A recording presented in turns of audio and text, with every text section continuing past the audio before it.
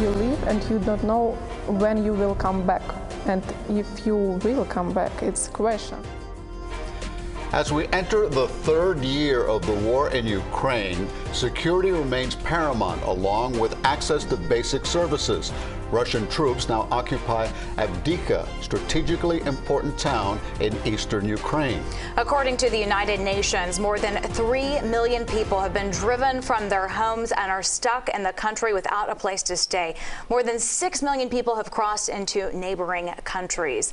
Among those who escaped, thousands of children and the most vulnerable in the city of Odessa. Now, they ended up in a small town in Romania. Independent journalist and filmmaker Jody Benyunes went to Ukraine as many fled their homes. He joins us now. And Jody, first of all, thank you for coming. And you have put together a documentary that is called Surviving War Through Hope for Peace, and you plan to show it at Temple Beth Am next Wednesday. I want to ask you, first of all, what brought a journalist from Miami to Ukraine, and why you chose Odessa to go to? I'll answer it. First, I just have to thank you and CBS Miami for having me on and actually talking about this, because it not only shows your commitment to independent journalism and voices like mine, but also it shows your overall commitment to journalism in general. And I'm thankful for this station, and I know Miami is too. So to answer your question, a friend of mine a long time ago introduced me to a group or an organization called Tikva. Tikva is a Hebrew word, it means hope. And that is an orphanage in Odessa. He was there in the 1990s and noticed after the collapse of the Soviet Union that there were a lot of social services that were needed, especially for young children because of the breakdown in the family homes during that period of time. So fast forward to today, and a lot of those people who he helped take care of back then were adults.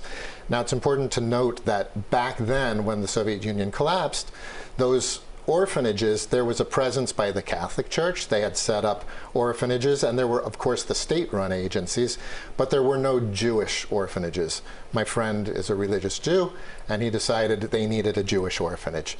So when Russia invaded Ukraine in essentially, I think it was, yeah, exactly 2 years ago. We're coming up on that anniversary. They essentially, the leaders of this Tikva community, they decided they did not want to stick around to see what would happen if Russia did a complete takeover. So they, in a matter of hours, told the women and children, pack your stuff, get on buses, and head to Romania, the safety of a NATO country.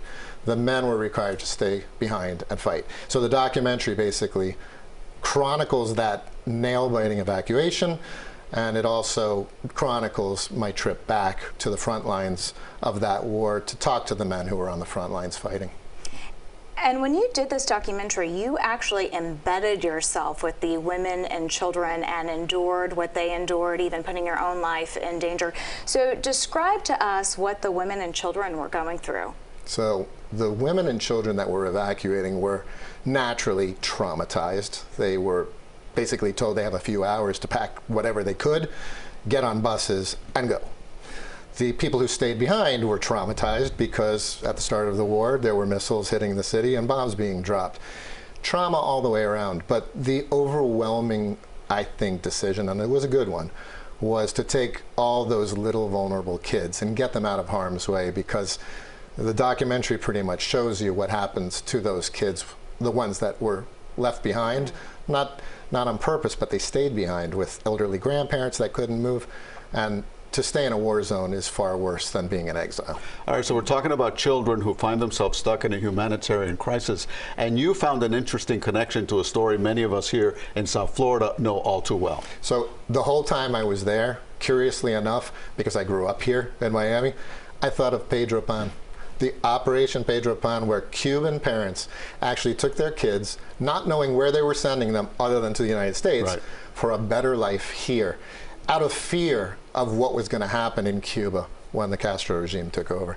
I saw the parallels through the whole entire trip, because these were people who were basically going somewhere unknown. They didn't know what was coming tomorrow, but it was better than what they might face if Russia took over. Yeah, really important to remember that as we often focus on the Israel-Hamas war right now, that there is still another war impacting so many people. Thank you for your transformative work and bringing it to our station. Thank you for having me here. All right, Jody, thank you for coming. And the short documentary, Surviving War Through Hope for Peace, The Jewish Journey of Tikva Children's Home, will be shown at Temple Beth Am. That's in Pinecrest. It'll happen next Wednesday at 7 p.m.